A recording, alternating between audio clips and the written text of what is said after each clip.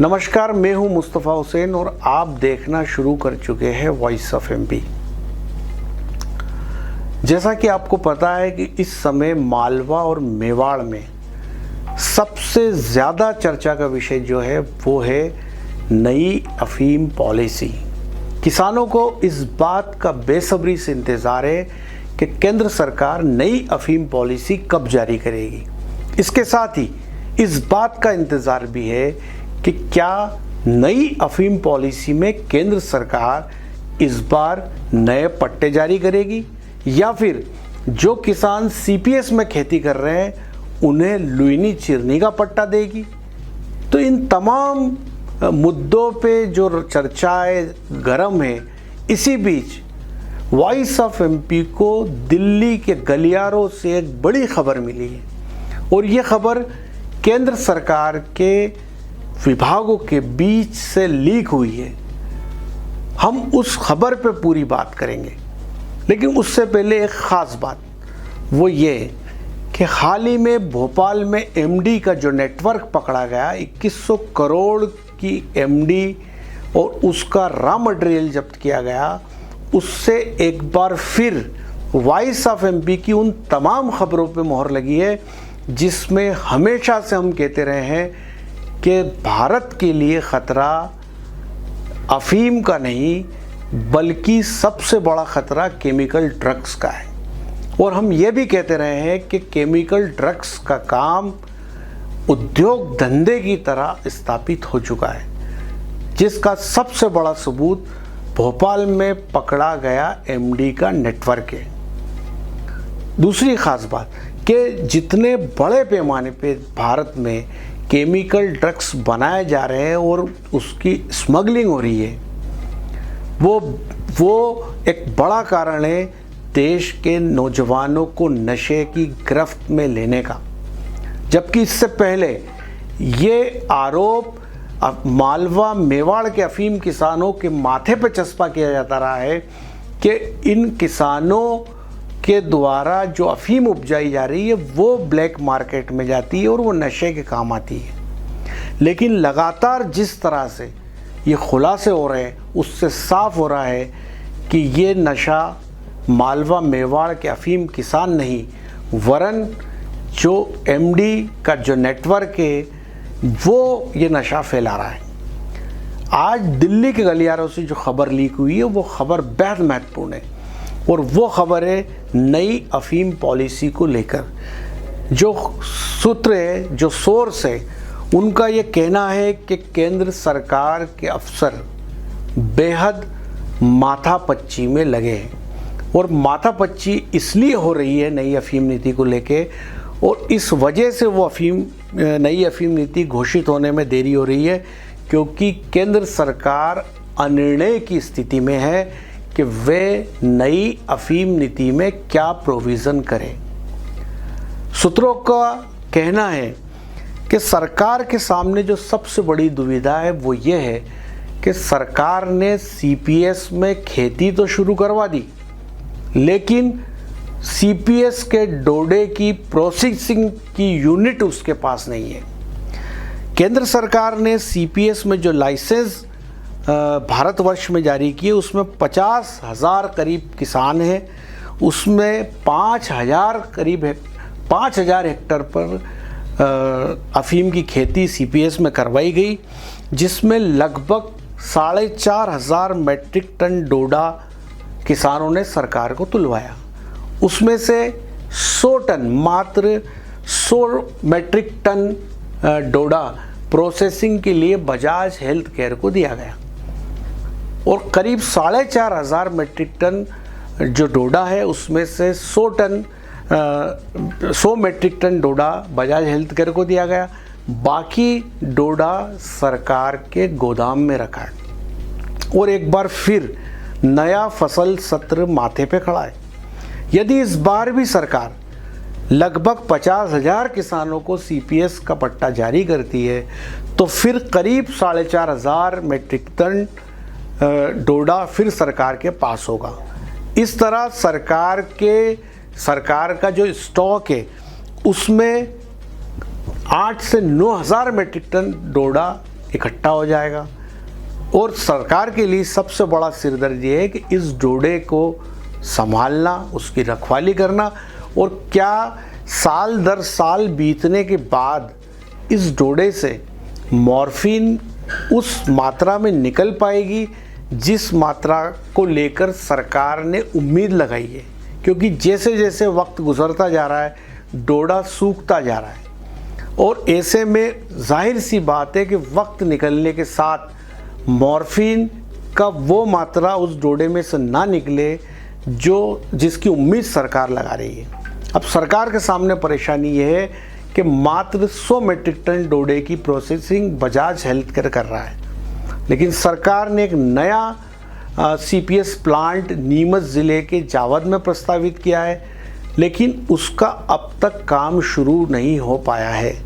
अब इस प्लांट का कब तो काम शुरू होगा, कब यहाँ पर डोडे की प्रोसेसिंग होगी, तब तक ना मालूम कितने हज़ार मीट्रिक टन डोडा सरकार के पास इकट्ठा हो जाए। तो एक तरफ जहाँ सरकार को जो डोडा मिल रहा है उसकी प्रोसेसिंग सरकार नहीं करवा पा रही है, दूसरी बड़ी दुविधा सरकार के सामने ये है कि सरकार ने जो लुइनी चिरनी में पट्टे जारी किए थे बीते साल, उसमें करीब 56,000 किसान को पट्टा जारी किया था, और इन किसानों ने करीब 5,500 हेक्टेयर में अफीम की खेती की थी। उससे लगभग 350 मीट्रिक टन अफीम सरकार को तुलवाई गई थी। लेकिन सरकार को एवरेज गाज़ीपुर और नीमच अफीम फैक्ट्री में प्रोसेसिंग के लिए करीब 600 मीट्रिक टन अफीम की ज़रूरत होती है, जिसके कोडीन फास्फेट जैसे बाई प्रोडक्ट बनाए जाते हैं। लेकिन लुइनी चिरनी से मात्र 350 मीट्रिक टन अफीम ही सरकार के पास गई। इसके अलावा एक और विषय ये भी है कि सरकार को सामरिक महत्व से जुड़ी ज़रूरतों में करीब 500 मीट्रिक टन अफीम का स्टॉक हर समय रखना होता है।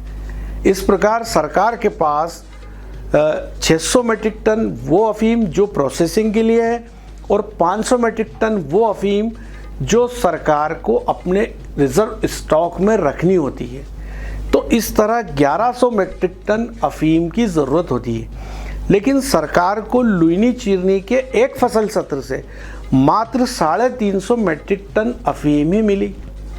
अब बाकी अफीम सरकार को कहाँ से मिलेगी, क्योंकि पट्टे जिस सीमित मात्रा में सरकार ने लुइनी चिरनी के जारी किए उससे उतनी ही अफीम मिल पा रही है। तो सरकार को जो मॉर्फिन का स्टॉक है, एक्चुअल में जो 500 मीट्रिक टन अफीम सरकार रिजर्व स्टॉक में रखती है वो मॉर्फिन के लिए रखती है, जो सामरिक महत्व के लिए सरकार को आवश्यकता पड़ सकती है। तो ऐसे में जब जो सीपीएस का डोडा है 4,500 मीट्रिक टन, उसकी प्रोसेसिंग नहीं हो पा रही है, तो उससे मॉर्फिन निकल नहीं पा रही है। दूसरी तरफ लुइनी चिरनी के जो पट्टे हैं उससे मात्र 350 मीट्रिक टन अफीम ही पैदा हो रही है। तो ऐसे में सरकार की ज़रूरत पूरी नहीं हो पा रही है। तो जो खबर हमारे पास दिल्ली के गलियारों से निकल के आई है वो ये आई है कि सरकार इस जद्दोजहद में फंसी है कि इस बार की नई अफीम नीति में क्या प्रोविज़न किया जाए। एक और ख़ास बात है कि पिछले लोकसभा चुनाव में ये दावे बढ़ चढ़ कर किए गए थे और ये विश्वास दिलाया गया था किसानों को कि नई अफीम नीति में नए किसानों को पट्टे जारी किए जाएंगे और करीब 50,000 नए पट्टे जारी करने की बात कही गई थी। अब दिक्कत ये है कि यदि ये 50,000 नए पट्टे सीपीएस में दिए जाते हैं तो सरकार के पास कोई प्रोविज़न नहीं है, प्रोसेसिंग प्लांट नहीं है, तो जितने 4,500 मीट्रिक टन तो अभी उत्पादन हो रहा है, 50,000 नए पट्टे देने के बाद 4,500 मीट्रिक टन करीब और डोडे आएंगे। तो इस तरह एक फसल सत्र में करीब 9,000 मीट्रिक टन डोडे मिलेंगे। तो जब प्रोसेसिंग यूनिट ही आपके पास नहीं है तो आप उसमें से मॉर्फिन कैसे निकालेंगे। दूसरी तरफ अब बात आती है कि यदि सीपीएस में पट्टे सरकार नहीं बढ़ाती है तो उसके पास एक ही विकल्प है और वो विकल्प है लुइनी चिरनी में पट्टे जारी करने का। और ये मांग हमेशा से उठती रही है और हाल ही में जो बीजेपी के सांसद हैं उन्होंने दिल्ली में ये बात को ताकतवर तरीके से उठाया है कि जो किसान सीपीएस पद्धति में बेहतर प्रदर्शन कर रहा है उनके पट्टों को लुइनी चिरनी में कन्वर्ट कर दिया जाए, जिस तरह से लुइनी चिरनी के कटने वाले पट्टों को सीपीएस में डाला गया। अब जब वो सीपीएस में बेहतर प्रदर्शन कर रहा है तो उन पट्टों को वापस लुइनी चिरनी में कन्वर्ट कर दिया जाए। तो कुल मिलाकर के इन्हीं दो बिंदुओं के बीच दिल्ली में नई अफीम पॉलिसी अटकी हुई है कि सरकार क्या करे। सरकार सीपीएस में पट्टे बढ़ाए या फिर सरकार लुइनी चिरनी जो सीपीएस के पुराने पट्टे हैं उनको कन्वर्ट करके लुइनी चिरनी में रखे। इससे सरकार को फ़ायदा ये होगा कि सीपीएस का उत्पादन घट जाएगा और उसके पास अभी हाल ही में सीपीएस के लिए प्रोसेसिंग यूनिट भी नहीं है। और वहीं लुइनी चिरनी में पट्टा आने से किसान खुश भी हो जाएंगे और सरकार को जो 1100 मेट्रिक टन जो अफीम चाहिए वो 1100 मेट्रिक टन अफीम भी सरकार को मिल जाएगी। तो कुल मिला के सरकार का जो सरकार के अंदर जो अधिकारी बैठे वो इस मामले में किसी निष्कर्ष पर इस समय नहीं पहुंच पा रहे हैं कि सीपीएस में पट्टे बढ़ाए जाए या फिर सीपीएस के पट्टों को कन्वर्ट करके लुइनी चिरनी में दिए जाए। तो सोर्सेस के हवाले से एक बड़ी जो अपडेट है वो इस समय दिल्ली के गलियारों से हमारे पास पहुंच रही है। और जो खबरें हमारे पास आ रही है वो ये भी आ रही है कि मालवा मेवाड़ के जो नेता है, चाहे वो सांसद सुधीर गुप्ता हो, सांसद सीपी जोशी हो, इन तमाम नेताओं का जो दबाव है सरकार पे वो ये है कि सीपीएस के पट्टों को लुइनी चिरनी में कन्वर्ट किया जाए। तो उम्मीद ये भी लगाई जा रही है कि चूँकि सीपीएस में चूँकि सरकार के लिए ज़्यादा आसान जो टास्क है वो सीपीएस का है, लेकिन सीपीएस के मामले में और सरकार ने एक किसानों के साथ एक टकराव मोल लेते हुए सीपीएस को प्रारंभ किया था। लेकिन अब सरकार भी इस झंझट में फंस गई है कि उसके पास सीपीएस की प्रोसेसिंग यूनिट नहीं है। तो ऐसे में सरकार यदि लुइनी चिरनी के पट्टे वापस बढ़ाती है, आगे करती है, तो फिर उन किसानों को सीपीएस में ले जाने में एक कठिनाई आएगी। तो कुल मिला के इन्हीं बिंदुओं के बीच ये अफीम पॉलिसी अटकी हुई है। और जो खबरें हमारे पास आ रही है सोर्सेस से वो ये आ रही है कि इस मामले का उच्च स्तर पे जो हाई पावर कमेटी है, जो केंद्रीय वित्त मंत्री के नेतृत्व में जो कमेटी बैठती है, वो आने वाले 3-4 दिन में इस पे कोई बड़ा फैसला ले सकती है। और हो सकता है मालवा मेवाड़ के किसानों को केंद्र की मोदी सरकार एक बड़ा तोहफा दे दे और जिस तरह लुइनी चिरनी के पट्टे सीपीएस में गए थे वो वापस से लुइनी चिरनी में आ जाए। तो और ये मुद्दा भी सबसे पहले वॉइस ऑफ एमपी ने उठाया था और वॉइस ऑफ एमपी ने ये कहा था कि जिस तरह लुइनी चिरनी के पट्टों को सीपीएस में ले जाया गया है उसी तरह सीपीएस के पट्टों को लुइनी चिरनी में लाया जाए। तो यदि सरकार इस निचोड़ पे पहुंच जाती है तो इस अब की दिवाली मालवा मेवाड़ की शानदार हो सकती है।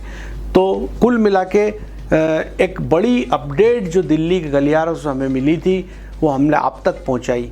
और ऐसी ही तमाम अपडेट्स के लिए आप वॉइस ऑफ एमपी के साथ जुड़े रहे। साथ ही यदि आपने वॉइस ऑफ एमपी के यूट्यूब चैनल को सब्सक्राइब नहीं किया है तो प्लीज़ प्लीज़ प्लीज़ हमारे यूट्यूब चैनल को ज़रूर सब्सक्राइब करें। हमारे वीडियोस को अपने दोस्तों के साथ शेयर करना ना भूलें और हर अपडेट पाने के लिए गूगल प्ले स्टोर से हमारे news app voice of MP को ज़रूर डाउनलोड करें। तो ये था अब तक का अपडेट। ऐसे ही हर अपडेट के लिए बने रहे हमारे साथ। जय हिंद, जय भारत।